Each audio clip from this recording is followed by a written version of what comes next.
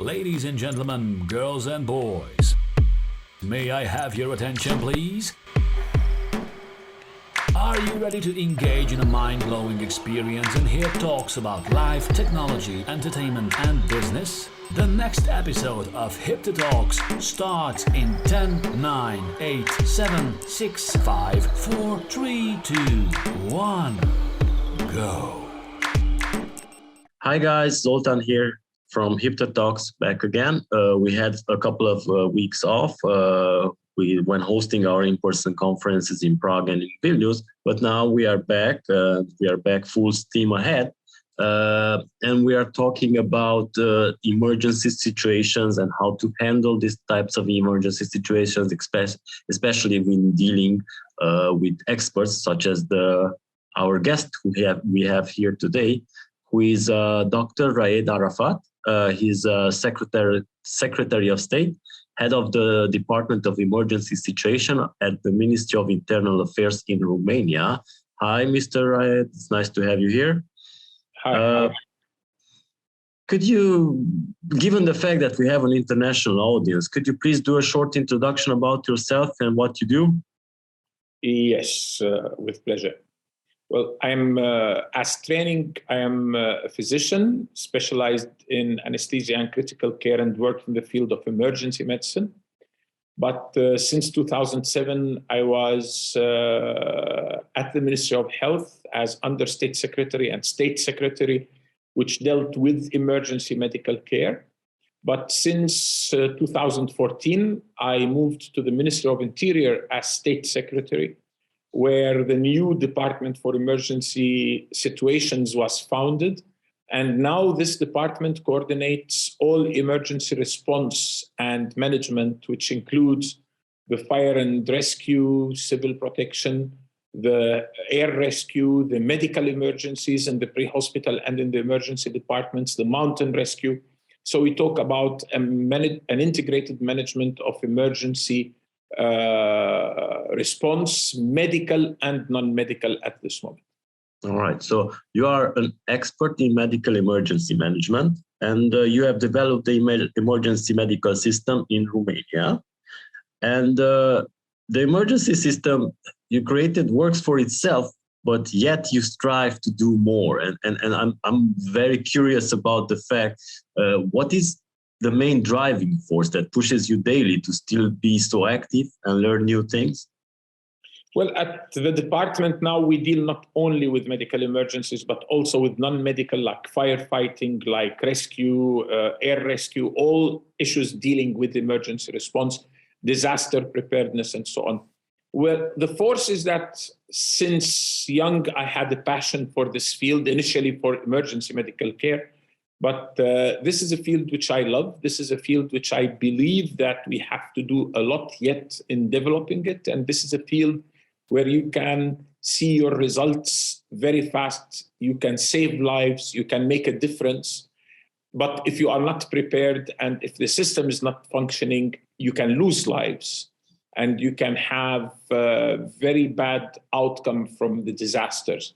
Of course, we never know when a disaster will hit, but we can prepare. We can prepare to our best against a disaster.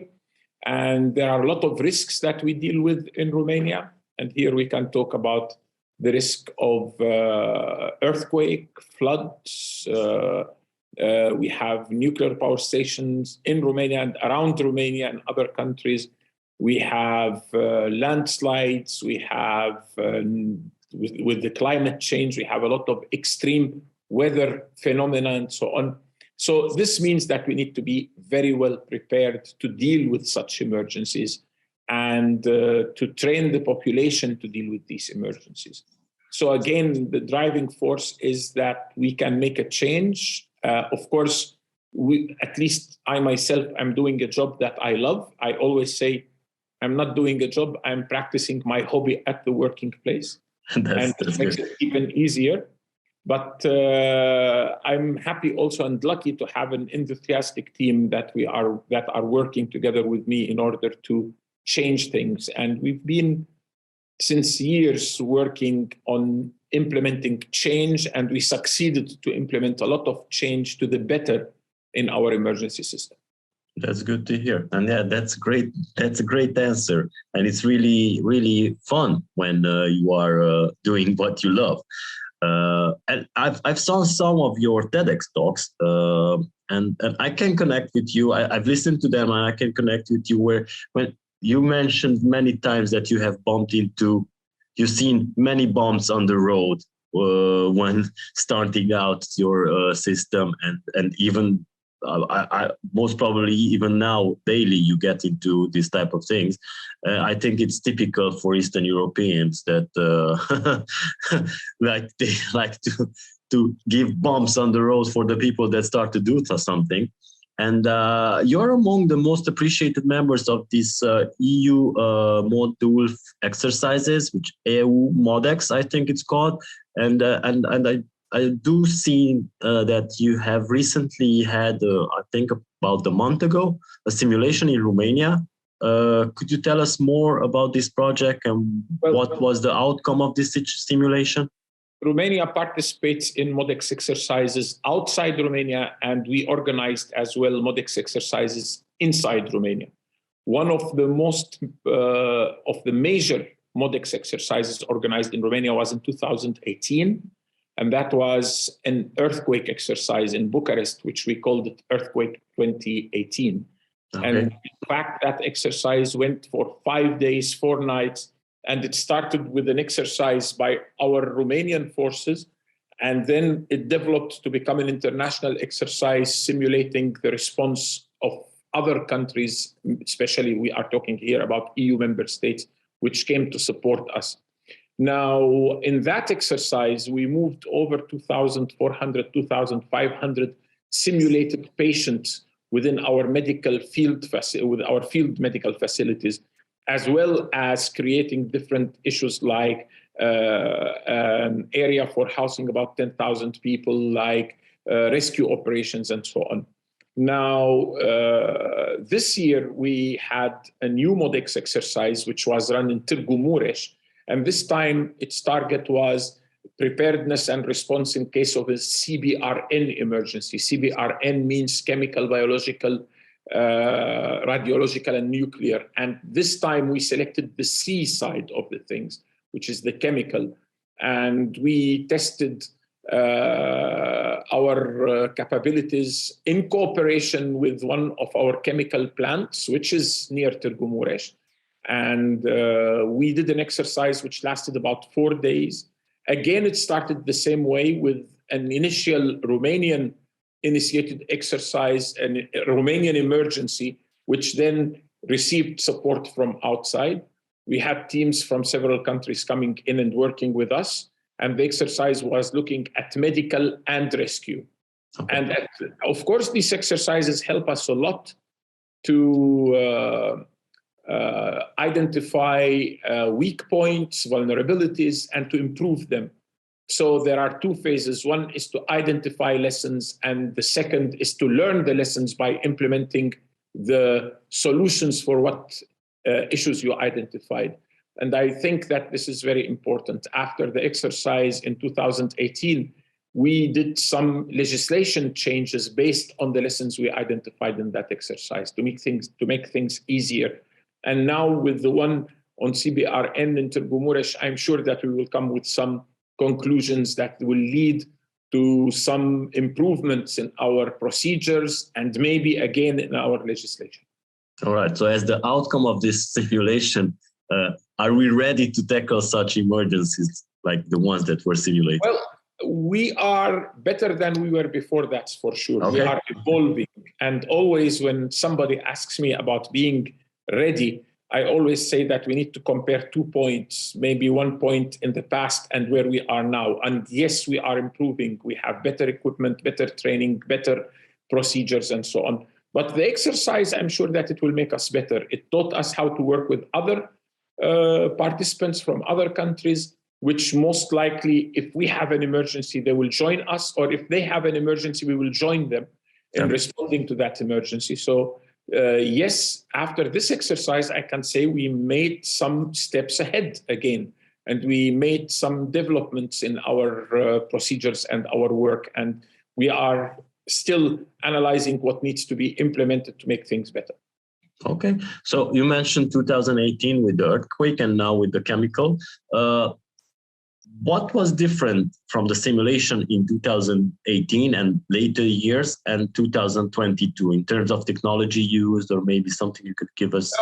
I think we cannot compare apple and pears, as we say. Yeah. The one in 2018 was on an earthquake, and we had the approach for rescue operations and for medical related to an earthquake. The one in 2022 was on a chemical issue, which means different types of trauma, different types of lesions, different type of medical situations, and very different way of approach to the intervention and to the emergency intervention. You need special protective equipment, you need special detection equipment, and so on. And in both situations, what we discovered is that in Romania, at least, we can say what we did in the last, let's say, 7 years in equipping our forces, our firefighters, our civil protection, as we say, we did some good, let's say, steps ahead. And we equipped ourselves very well from this point of view. Of course, there is always place for improvement, and always there is a place to make things better. Now, the exercise we ran in Târgu Mureș, few people know that in 2016, and I can show you a movie if we can share the screen even. Yeah, okay. Okay, the first exercise I will show you. So what I will show you now is an exercise which was run in 2016, and it was under NATO. And that is very similar to what we did this year as a real live exercise. So this is a virtual reality exercise. One of the things we do are virtual reality exercises. And this is what you will see here as an incident, an explosion in the same area with exactly the same issues of CBRN, of chemical, with several countries participating, but not in the field. Instead, we were working with computers and virtual reality. I will put it so that you see it.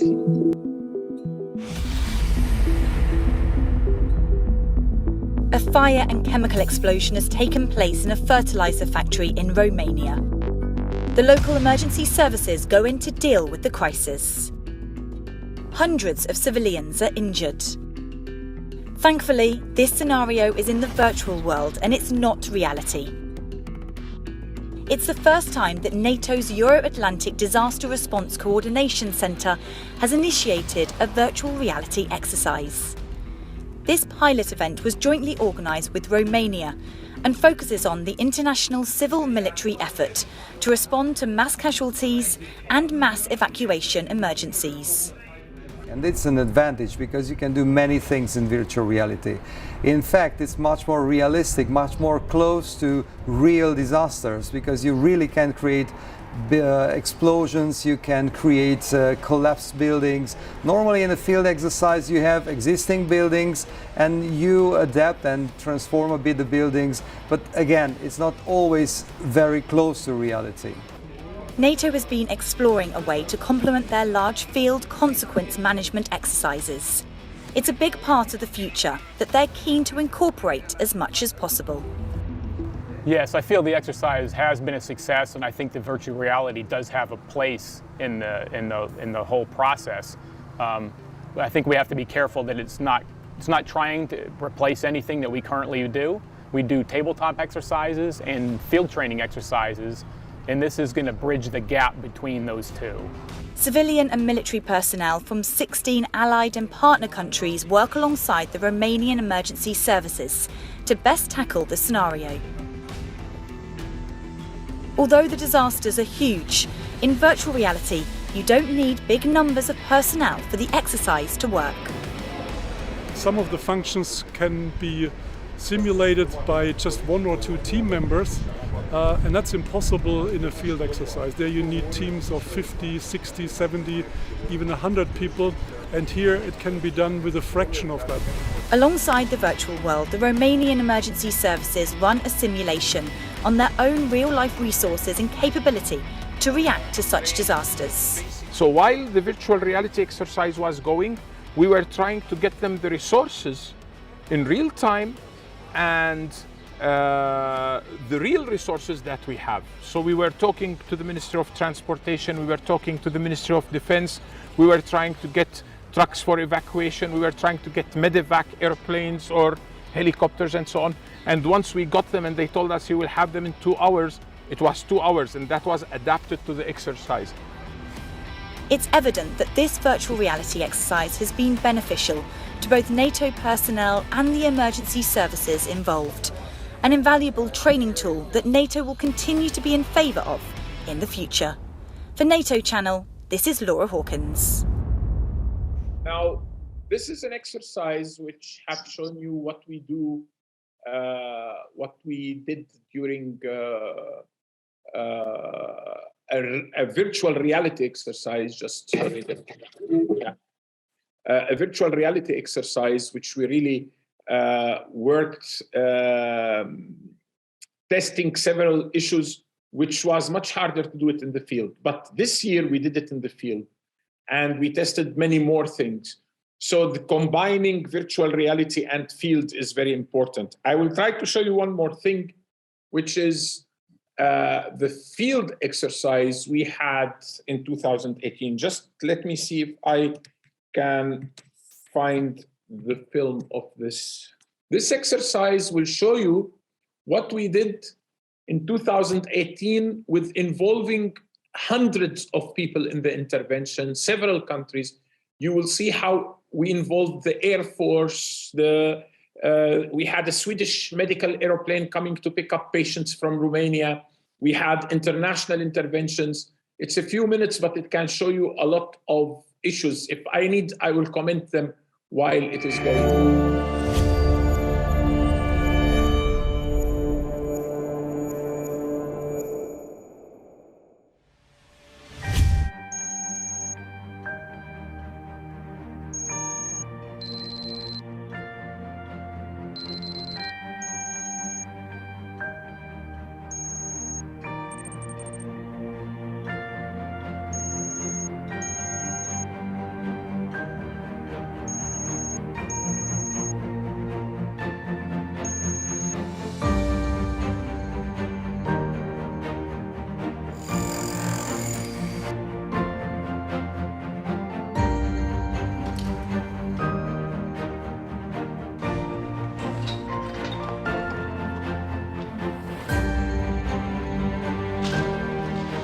That's the Israeli hospital, which was a level 3 hospital. It was built in Romania.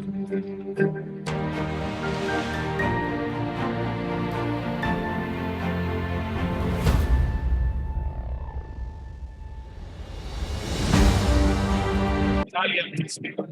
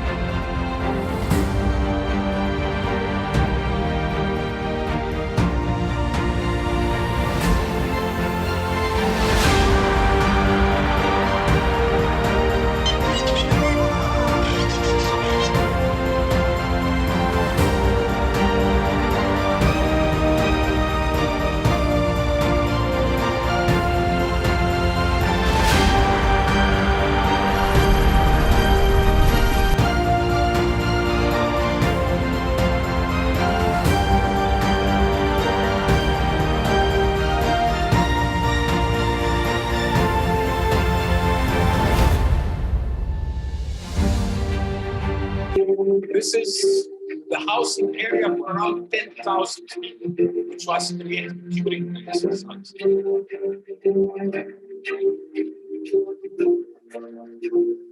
It's a circular area, very much.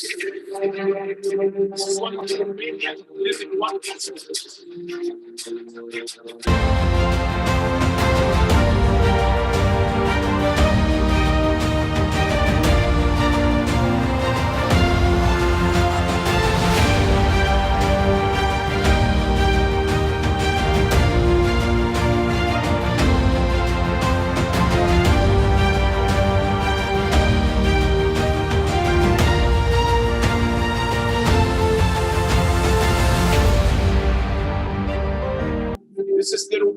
medical hospital from the Romanian Defense Forces.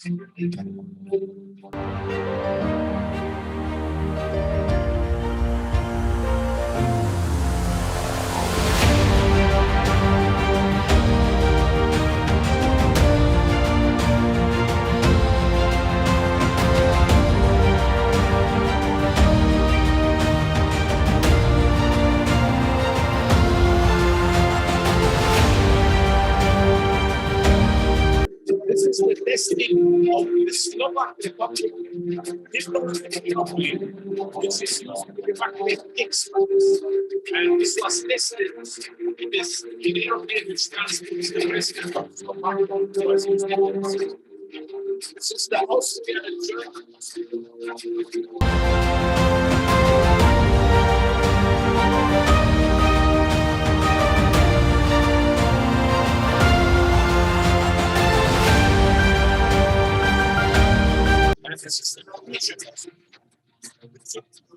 The special section for women, for pregnant, for women and child care, so it's very important.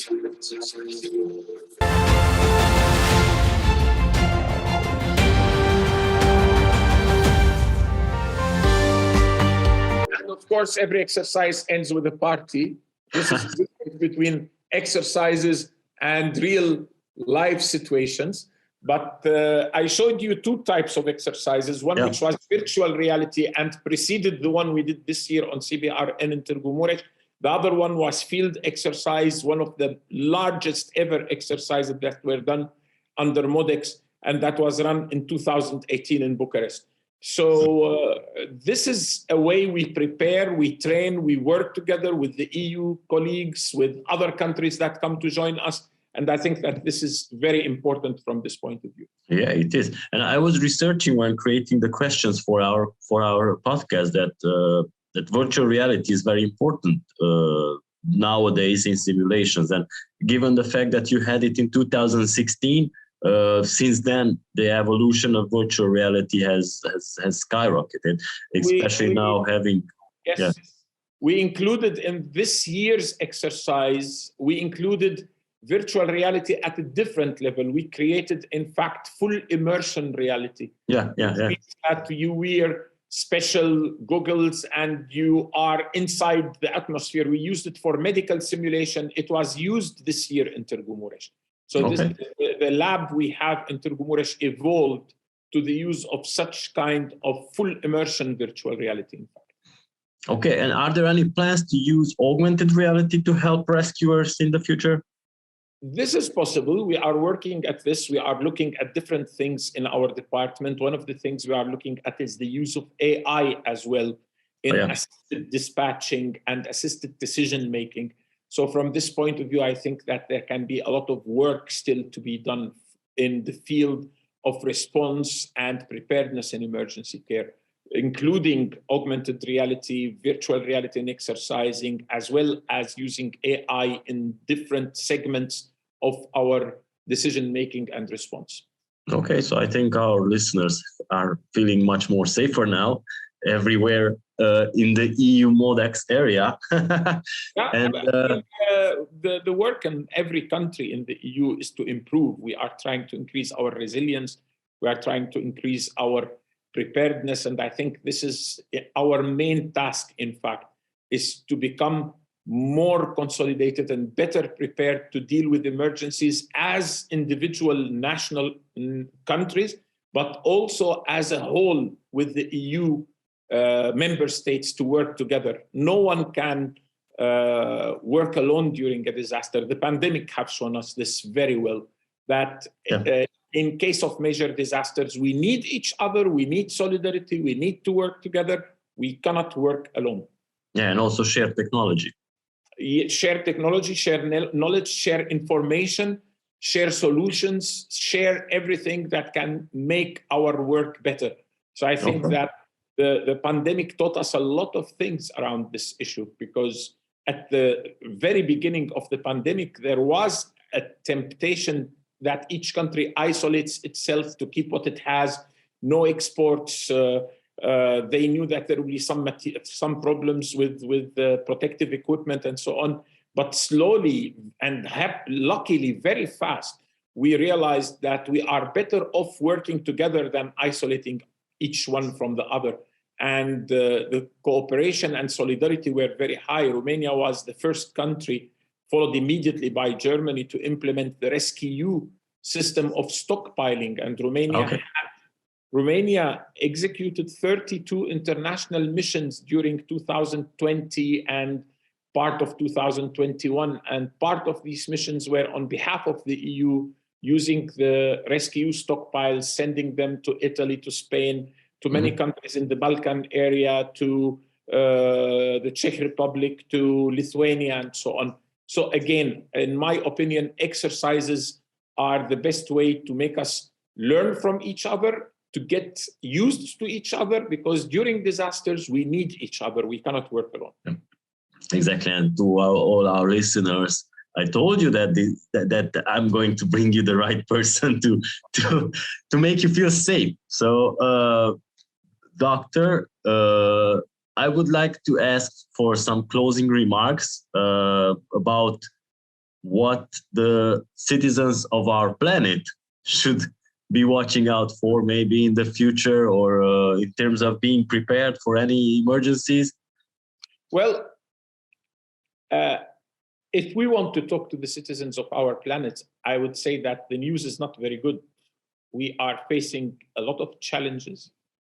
And the major challenge, whether we like it or not, and we like to admit it or not, is climate change.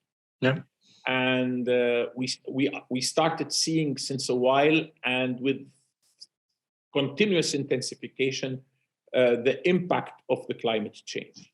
And I think that at this moment, if we want to think for the planet, we need to start changing behavior. We need to start finding solutions better than the ones we used until now. We need to slow and to stop the warming that is taking place. We need to reverse certain bad effects of how we behaved until now. And this takes time. This cannot be done overnight. So we are trying to find solutions. The world is talking about solutions, but the impact of climate change and the impact of global warming is going on yet. It is not reversing. It's not even slowing. So I think that the best message to all of us is that we need to start caring for the planet we are living on, because, as I like to say from what I read once, this is a place we lent from our children. It is borrowed. It is not ours, because we need to leave something for our followers in the planet. So if we are going to deliver them something which is already expired and with a lot of problems, this is our responsibility, and we will be harming them. So my message to everyone is we need to take measures. We need to take active measures. We need to prepare ourselves. In the same time, we need to be ready for what may happen because of these climate changes and for any kind of disaster. So being ready, it means creating capabilities. It means preparing. It means exercising. It means learning. It means getting informed and being informed. So the first thing we need to do as simple citizens is to be informed and to know how to behave, what to do during a disaster. Exactly. And these are some great parting words. And I thank you for your time. I know you have a busy schedule. So thank you. And thank you all for our listeners. If you would like to also say thank you to the listeners, it's okay. Thank you very much for following us. And I'm happy to join you again. And if there are any other questions that you may gather, I'm happy to participate and answer to them. All right. So thank you, guys. Thank you for joining us.